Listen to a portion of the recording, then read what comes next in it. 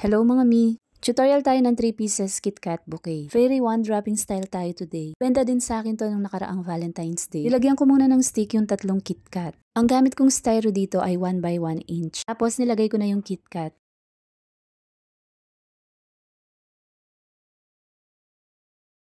Tapos naglagay din ako ng fuzzy wire sunflower sa gitna. Nilagyan ko rin ng snow dot gauze. Ang sukat naman nito ay 10 by 10 cm. Dalawa yung ginawa ko mga mi.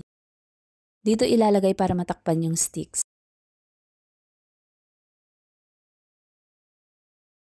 Sunod wrapping na mga mi. 3 klase ng wrapper ang ginamit ko. Ito yung gagamitin kong pang handle, makapal kasi itong mga mi. Tapos 2 1/4 at isang 1/8 na Korean wrapper. Pwede naman kahit isang kulay lang ng wrapper ang gagamitin mo dito. Bali 1/4 wrapper hahatiin lang sa 4.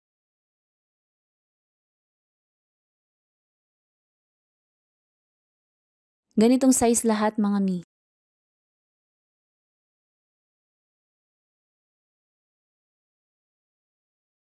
Bali, ang size nito ay 5.5 by 5.5 inches. Magiging 6 na pirasong love line wrapper to at 4 na plain wrapper. Start na mga mi, unang fold ganito.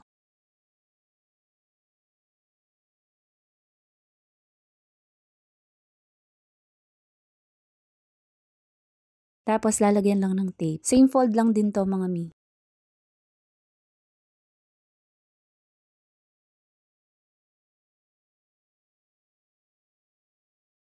Tapos lalagyan din ng tape yung sa likod. Sunod ganitong fold naman sa left side.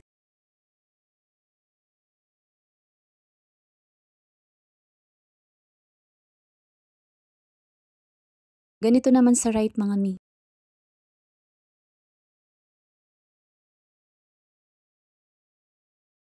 Sunod yung handle naman ang gagawin ko. Kalahati lang to ng wrapper mga mi. Ito yung gagawin kong handle kasi makapal siya. Tapos sinupi ko pa siya ng ganito para mas lalong matibay. Yan ko rin ng double-sided tape dito. Tapos niroll ko lang ng ganito mga mi.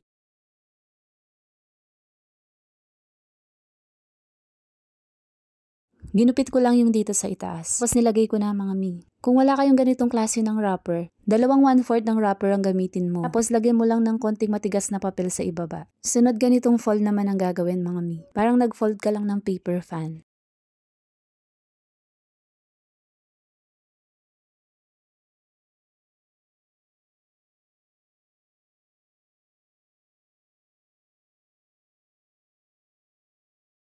Tapos nilagyan ko muna ng tape. Sunod ganito naman ang gagawin mga mi. Pipindutin lang ng ganito sa gitna para mailagay natin ng maayos.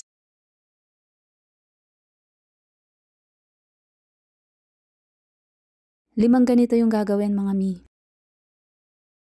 Dito ko unang nilagay. Para mas makamura kayo sa KitKat mga mi, bili na lang kayo kung saan ako bumili. 6 na piraso, 103 pesos lang. Huwag kayong mag-alala kasi legit store ng Nestle ito. Mabilis lang shipping nito mga mi, safe pang makakarating yung KitKat. Naka-free shipping pa nung bumili ako kaya mas lalo akong nakatipid. Kasi mga mi, dito sa amin, yung isa nito 25 pesos na. Pero kung dito ka bibili sa legit store ng Nestle, nasa 17 pesos lang. Kung gusto mo ring mag-order ng KitKat, click mo lang yung yellow basket. 103 pesos, 6 na piraso na. Pagkatapos mga nilagyan ko rin yung sa likod.